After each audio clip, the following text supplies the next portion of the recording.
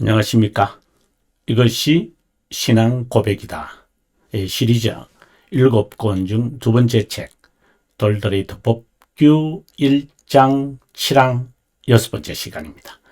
1장의 주제가 하나님의 선택과 유기이고, 그리고 7항의 제목은 무조건의 선택입니다. 오늘은 그 6번째 시간인데요.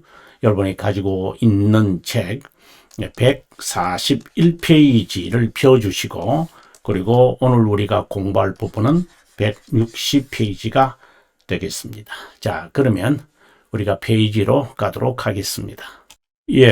여러분 가지고 있으시는 책 141페이지입니다.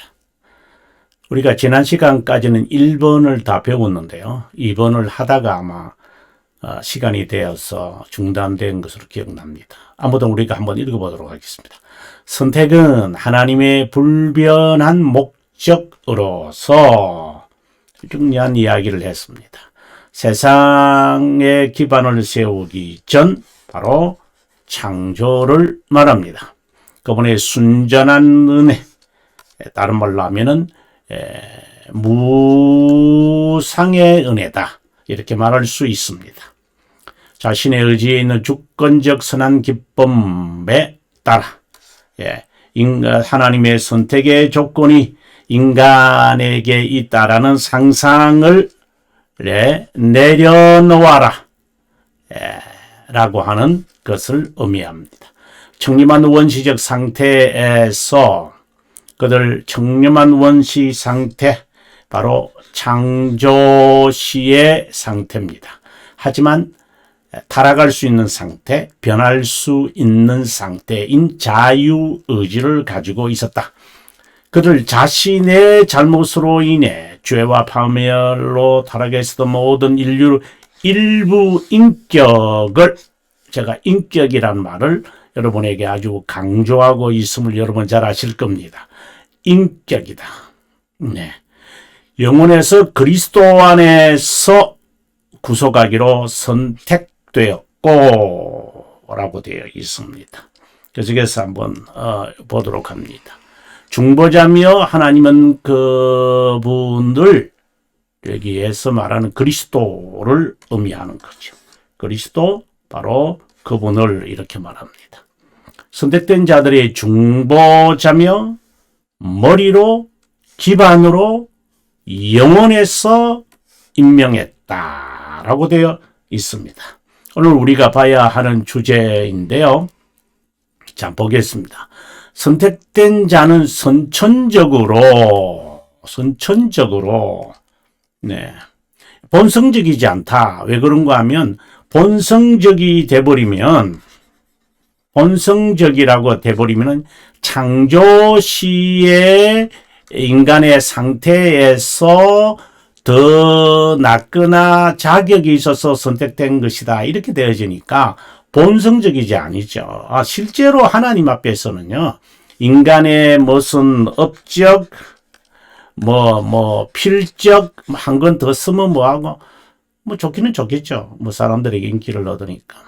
업적, 필적, 이런 성적, 이는 우리가 살아가는 세상에서 요구되어지는 거니까 이것에 따라서 우리가 스트레스를 받지 않아야만 하겠죠. 이것에 스트레스를 받고 이것에 좋아할 수는 있어요. 우리가 순간적으로. 하지만 이게 그렇게 구원과, 이것은 no relation입니다. 이건 전혀 구원과 관련이 없습니다. no relation입니다. 그리고 하나님께서, 오늘 우리가 공부할 부분인데요, 하나님께서 구원받을 자를 그분에게 주시기로 작정하셨고, 어떻게 본다면은 구원받을 자라기보다는 그리스도에 의해서 구원된, 이렇게 번역하면 조금 더 정확할 것 같아요. 그죠? 받을 자이라면 조금 기분이 좀, 아르미니스파와 같은 그런 어감이 우리들에게 있네요. 그분의 말씀과 영으로 그분과 교제하도록 효과적으로 부르고, 그래서 이것을 구원의 서정이다, 이런 말을 제가 했죠. 참된 믿음. 네, 그 다음 페이지로 넘어갑니다. 의와 거룩을 그들에게 베풀기로 작정했다.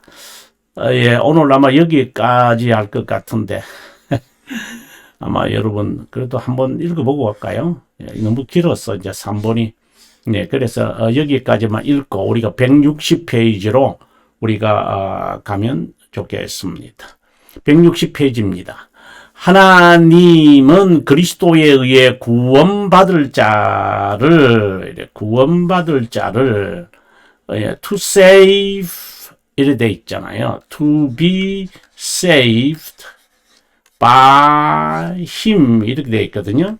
그래서 그분에 의해서 구원받을 자. 의미는 미래형은 아닙니다. 구원받은 자를 그분이. 그래, 이 말이 이제 우리말에서 이제 한계가 있어서 제가 이렇게 하더라도 여러분, 이거는 아르미니우스 파가 말하는 이것은 아니다. 이것을 여러분께서 이해해 주신다면, 그렇게 따라오시면 고맙겠다는 생각입니다. 그래서 그들이 다 하나님의 가르침을 받으리라. 이건 아주 중요한, 칼빈이 지금 우리들에게 하는 말이죠. 중생된 자는 아버지께로 듣고 배운 자는 내게로 오느니라. 그래, 듣고 배운다. 이렇게 칼빈생이 우리들에게 말하는데요. 저는 전적으로 올바른 해석, 또 그 성경의 진리가 그런 거니까요. 선지자의 글 이사야 54장 13절을 말한다. 그 말씀에 의하면 하나님의 교훈은 두 가지로 나타나는데, 하나는 외적 선포이고 또 하나는 비밀적 계시다. 외적 부르심, 내적 부르심. 이사야 선지자가 의미하는 것은 그리스도다. 그래서 제가 했던 말을 여러분 기억을 하시면 좋겠습니다. 말씀과, 이걸 제가 판서에서 제가 할게요. 하나님께서 말씀과 영으로 이렇게 하시잖아요. 말씀과 영으로.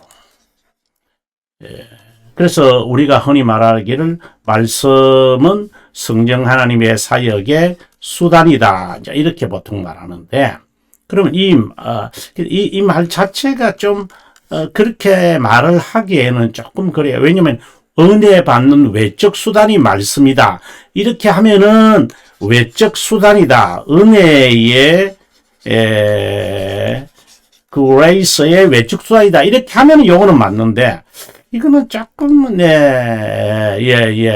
성령 하나님의 은혜 사역의 수단이 말씀이다, 이렇게 버리면 조금 틀리진 않은데 not quite right. 좀 그런 것 같아요. 자, 제가 말하는 것은 어느 출입을 제가 하려고 하는 것이 아니고, 이제 성령 하나님께서 말씀이라고 할 때 이 말씀이 베르붐이잖아요. 그죠? 이거는 아시죠? 그래서 보통 우리가 이것을 이제 성경, 또 순전한 말씀 선포, 보통 그렇게 하거든요. 그래서 preaching 이렇게 이야기를 하잖아요. 그 참된 교회의 그죠? 두 참된 표지의 이제 첫 번째 거죠. 그런데 이 베르붐, 성령 하나님이 말씀과 영으로 이게 이제 베르붐이죠. 이것을 사용한다, 이렇게 말할 때에는 수단이라는 단순한 말보다는 말씀이라는 것이 또다시 뭐로 돼요? 그렇죠? 세로모넴이잖아요. 이것은 바로 하나님 아들을 말해요. 그러니까 바로 예수 그리스도예요. 그렇죠? The Son of God을 말해요. 그분이 말씀이시니까 말씀과 함께 계신지라 말씀 없이는 창조하지 않으셨다. 이런 이제 말씀에서 세르모넴이 말씀이에요. 결국 성령 하나님이 말씀을 수단으로 사용한다. 외적 말씀을 외적 부르심으로 한다. 외적 수단으로 한다. 맞죠? 그는 맞다고 봐야 돼요. 그런데 그 궁극적으로 그 향하는 말씀이다. 그 말씀이 바로 세르모니입니다. 예수 그리스도다. 말씀이신, 말씀 자체이신. 이렇게 이제 우리가 보는 것이죠. 자, 그러면은 이 말씀을 여러분 이해하실 거예요. 하나는 외적 선포고 베르붐이란 말이죠. 다른 하나는 하나님의 성령, 하나님의 비밀적 계시인데 그것을 내적 부르심이라고 하는데 바로 그리스도에 관한 것이다. 그러면 이 말이 이해가 되시죠? 네. 그렇죠? 여기에 왼쪽 선포, 계시, 이것은, 어떻게 보면 베르붐이죠. 베르붐이죠. 이거는요, 세르모님이죠. 그래서 이거죠. 예. 외적 선포로 인해 죄를 깨닫고 그분에 관하여 알게 한다. 이게 중요하죠. 외적 선포, 프리칭, 베르붐에서, 그 다음에, 세르모니으로 가게 한다. 이것이 이 지식이 곧 믿음이다. 또 다른 말로 한다면은, 창조자 하나님과, 그 다음에 구속자 하나님이다. 어떻게 보면은 이렇게. 그리고 이 세르모니은 구속자 하나님.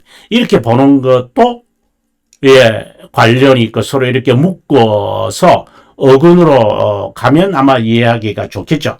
자, 그러면 계속해서 갑니다. 그분에 의해 구원받을 자는 영원에서 그리스도 안에서 항상 이렇게 따라가야 됩니다. 이렇게 이건 하나의 어근입니다. 종교개혁자들이 외친 솔루스 크리스투스, 그분 외에 다른 중보자가 없고 그분 외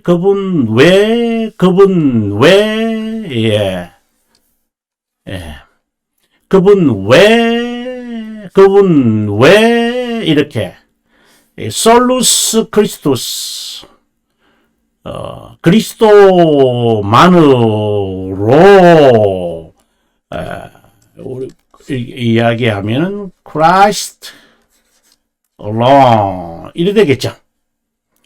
그리스도에 의해서만. 그러면 이분이 중보자시고, 그죠?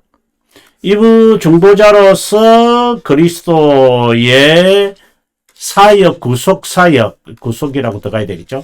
구속 사역을 하신 분, 그분 외에 뭘 더, 필요하기 때문에 하는 것인가? 아니다. 이렇게 말합니다.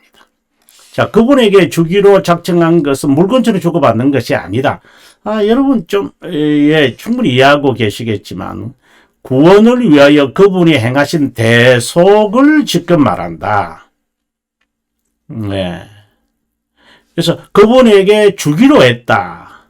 이 말은 물건을 이렇게 주고받는 교환이 아니라, 너가 인류를 위해서 죽으면 내가 구원을 그들에게 베풀지 뭐 이런 식의 커머셜이 아니다. 이것은 대속을 의미한다. 대속, 대신 속죄를 행하시는 표현을 이렇게 하시는 거죠. 그분이 책임과 의무를 다하여 구속 사역을 친히 담당하심을 의미한다.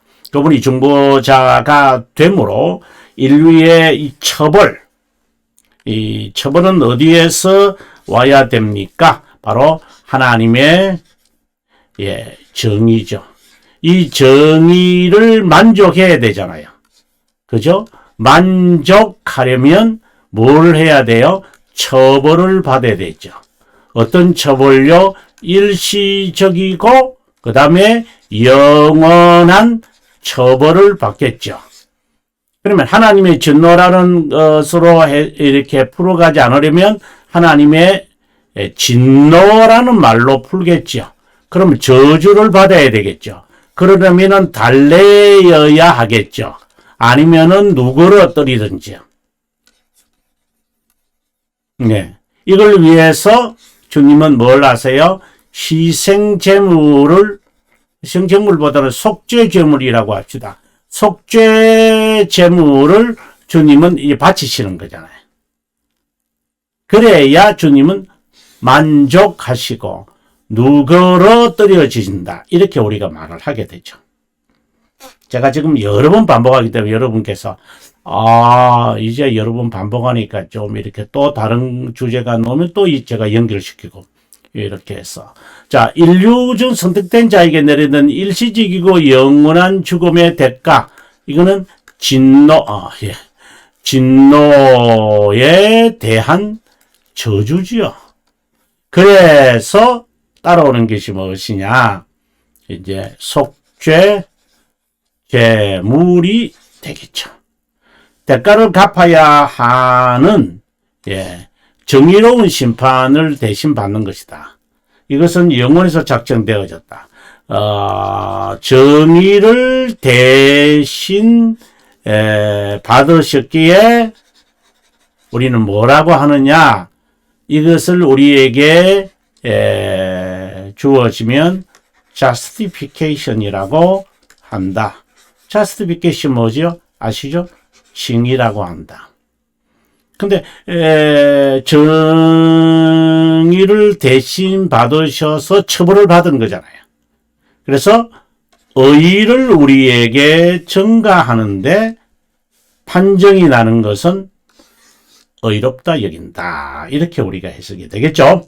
자, 그러면 다시 계속해서 봅니다. 하나님은 선택된 자를 그리스도의 말씀과 영으로, 앞서도 제가 판세에서 했습니다만은 그리스도의 말씀이라고 하고 그리스도의 영이라고 할 때 당연히 여기 그리스도의 영은 성령을 말합니다. 이는 성령입니다. 근데 굳이 그리스도의 영이다라고 하는 것은 세로모넴을 생각하시면 됩니다. 그러면 이해가 돼요. 그리스도를 증거한다. 여기 지금 설명을 하고 있어요. 다시 한번 삼위일체 하나님을 상기해야 된다. 혹이 하나님 아버지가 구원의 기획자, 아들이 그것을 수행자, 성령 하나님이 적용자로 여긴다면 이 양태론으로 빠지고 만다. 삼일체 하나님의 존재만 아니라 육격에, 그런데 이렇게도 말하는데요. 그래서 하나님 아버지는 사역을 통하여 창조자라고 하잖아요. 구속자, 이거는 구속자라고 하잖아요. 그리고 여기는 성화자라고 하잖아요. 근데 왜 아니라고 그래요? 자, 여러분, 우리가 벨지카에서 이 말씀을 하는데, 우리 잠깐 한번 보고 돌아오도록 하겠습니다. 여러분, 가지고 있는 책인데, 벨지카인데요. 벨지카 구항입니다. 130 아마 2페이지가 될 것 같은데요. 여기에 한 하나님 안에 있는 세 위격의 증거라고 되어 있습니다. 지금 여기서 2번, 3번, 133페이지네요. 자, 그 다음에 넘어가서, 이제 구별된 하나님에 관한 이야기를 135페이지로 우리가 한번 갈 것 같습니다. 자, 여기에 보시면은 3번. 자, 여기서 135페이지에 이제 가서 우리에게 하는 이야기입니다. 잘 한번 저와 함께 갔으면 좋겠습니다. 더욱이 우리를 향한 새 위격의 특유한 직무와 활동이랬어요. 우리가 하나님의 구별됨을 어떻게 아느냐? particular office, 그분에게만 주어진 어떤 그것에만 주어진 particular, 그 특유한 게 있거든요. 그래서 아버지는 그 다음에 136페이지를 가서 우리의 창조자라고 불리고, 아들은 이거는 하나님 아들이죠. 보혈로 구세주와 구속자로 불리우고, 성령 하나님은 우리의 심정에 대해서 거룩하게 하는 자, 또 다른 말로는 성화자라고 불린다. 이렇게 되어 있거든요. sanctifier. 여러분, 이것으로 우리로 하여금 구별을 어느 정도 인식시키려고 하는 거예요. 이것이 그분의 특성은 아니죠. 그러죠?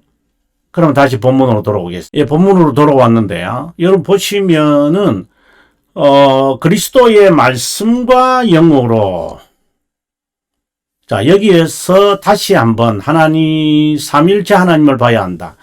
아버지 하나님을, 그리고 아들을, 그리고 성령 하나님을 이렇게 해석하면 안 된다. 왜? 이거는 양처론자기 때문이다. 우리가 물론 이제 이렇게 우리가 느껴져요. 그분의 활동이나 사역이, 그거는 구별을 인식하기 위한 거잖아요. 그분의 특성이 아니에요. 그죠? 이제 그렇게 제가 제가 여러분에게 납득시키려고 그러죠. 삼일째 하나님의 존재만 아니라 육격에서 동일 본존임을 나타내기에 말씀과 영으로 효과적으로 부른다고 하는 것이지, 역할 분담하여 구속 사역이 이루어진다고 생각하면, 이런 자들이 있죠. 실제로 있잖아요, 여러분. 한국 교회에. 그래서 제가 이제 하는 말이에요. 성령의 시대가 왔다거나, 성령이 교회 역사적으로 니케아 신조에도 그렇고, 그 다음에 더 나아가서 우리가 사도신경에도 성령 하나님에 대해서 좀 부각이 안 되고 덜 강조되기 때문에 성령의 역사. 그것은 어느 정도, 노력을 하는 사람이다. 이해는 돼요. 문제는 그러면 성령 하나님의 사역을, 그분의 존재를 부각시킨다는 게 은사주의인가요? 그걸 어떻게 단순 논리로 그렇게 주장해요? 은사 받은 성령 하나님의 사역, 하나님의 존재를 부각시키고 그분을 위한다고 생각을 하는 거예요. 근데 지가 만든 거죠. 그런 거 아니에요, 여러분. 인간 측면에서 이런 이해가 가능하나 하나님의 측면에서는 그런 논리가 있을 수 없다. 자, 성령 하나님은 선택된 자들에게 개인적으로 또는 인격적으로 구속 사역을 적용할 때 말씀을 수단으로 사용하여 믿음을 심고 임플란트 한다는 말이죠. 임플란트. 그죠? 또는 다른 말로는 뭐라고 바꿔야 될까요? 킨들. 이런 표현들이 써요. 임플란트 또는 킨들. 말씀과 영은 그리스도에 대한 지식, 하나님의 사역을 의미한다.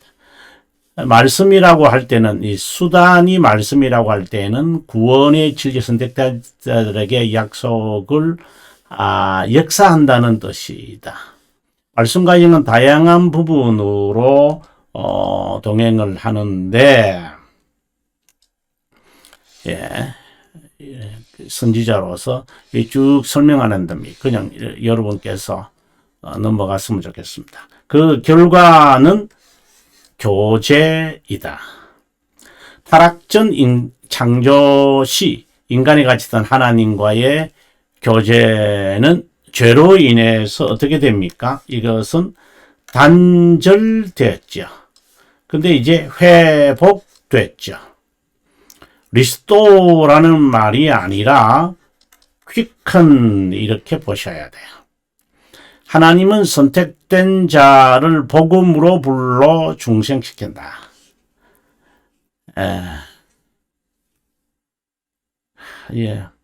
효과적 부르심, 내적 부르심을 고백하게 된다. 이것은 구원의 서정을 떠올릴 정도로 중생 믿음, 칭의, 의다. 이건 사실상 논리적 순서지 성령 하나님의 사역의 순서를 말하지 않아요. 아니, 인간처럼 이렇게 하시겠어요? 물론 이 전체가 한꺼번에 일어나요. At the same time, 같이 그냥 일어나는 거예요. 뭐, 중생이 있고 난 다음에 믿음이 생기고, 뭐, 그 다음에 칭의가 생기고, 아니에요. 이건 단계가 아니에요. 스텝이 아니라, 스텝 바이 스텝이 아니라, 이거는 simultaneously, 동시적으로 일어나는 거예요. 한 계명을 어기면 다른 계명 다 어긴 거예요. 나는 이 계명을 읽고 저 계명은 못 지켰어. 아니에요. 다 어긴 거예요. 구원에 대한 본질적 요소를 말하는 것이 좋다. 이게 순서라기보다는 본질을 말하고자 한다. 구원의 진리를 영원한 작정으로 시작하고 실행, 이런 순서인데 이것은 대교리와 소교리 문답에서도 이와 같은 순서를 말하고 있다. 구원의 서정은 하나님의 영원한 작정 또는 목적의 논리의 설명이라고 적어내릴 수 있는데 논리적이지 연대적이지 않다. 이렇게 단계적으로 일어나지 않는다 이 말이다. 항목은 맞지만 그 순서는 아니라는 거다. 항목들은 개인의 시간 속에서 드러나는 그분의 영원한 섭리다. 하지만 하나님에게는 그렇지 않다. 이렇게 봅니다. 이것을 통해 우리가 논리적으로 구원이 각자에게 임하는 것을 정리한다면 영원한 선택이 시간 속에 타락의 상태에 있는 자를 위하여 중생이 일어나고 믿음을 선택된 자에게 심거나 여기서 말하는 이제 밝힌다. 이게 이제 킨들이란 말이거든요. 비로소 그때의 중생의 경험, 다른 말로는 회심을 경험하게 된다. 회심하게 된다. 회심을 경험하게 된다. 같은 말이죠. 앞서도 제가 말할 때 양태론이다. 이런 이제 말을 하면서, 성부 하나님, 성자 하나님, 성령 하나님, 이 하나님의 역사가 이렇게 순서적으로 이렇게 간다. 이게 양태론자들이 하는 말이거든요. 성령 하나님의 주된 사역은 은사, 성령 하나님의 존재를 부각시키려고 한다면은, 이분이 좀 말이 좀 조심스러운데, 존칭어가. 바로 중생시키는 사역이 주된 사역이에요. 믿음을 심정에 심거나 밝히는 것이 이분의 주된 사역이에요. 이걸 강조해야죠. 무슨 사쿠라처럼 은사를 강조해요. 그건 사쿠라들이죠. 참으로 중생의 경험을 한 사람들은요, 이 논리적이 아니라 근데 항목이라 그랬죠. 이 항목이 자신에게 일어나요. 균형 있게 일어나요. 근데 그런 자가 너무나도 적죠. 적다고 해서 왜곡시키면 안 되죠. 진리를. 그만큼 선택된 자가 적다라는 거잖아요. 칼빈성이 늘 이런 말을 하잖아요. 그러면서도 왜 우리의 오류에 우리가 빠져야 돼? 그러면 안 되죠. 돌토레이터는 구원의 진리에 관한 논리적 순서를 자세히 고백하지는 않지만 간단하게는 구원의 서정이 논리적으로 어떠한지를 명백히 고백하고 있다라고 했습니다. 그러면 이제 우리 논리적 순서에 의해서 이제 성령 하나님께서 성령 하나님께서 우리에게 중생의 경험을 하게 하셔서 이게 이제 논리 순서입니다. 그러면 우리로 하여금 하나님과의 영적 교제를 이제 회복시켰잖아요. quicken, 소생시켰거든요. 그렇다면 이게 지금 논리적 순서를 말합니다. 그러면 우리가 거룩함을 이제 이루겠죠. 보통 이를 성화 이렇게 말하는데 이루겠죠. 이것을 이루는 것은 상태를 말하는 거잖아요. 이거는 상태를 말하는 거거든요. 그러면 실제는 뭐예요? 실제는 이 상태는 거룩이라 그러고, 예. 그럼 실제는 뭐예요? 영적 전투를 치르겠죠. 예. 그것에 대해서 우리가 다음 시간에 보는데 163페이지 여러분 기대해 주시기를 바라고요. 네. 복습. 그리고 시청해 주셔서 감사합니다. 평안한 시간 보내시길 바랍니다.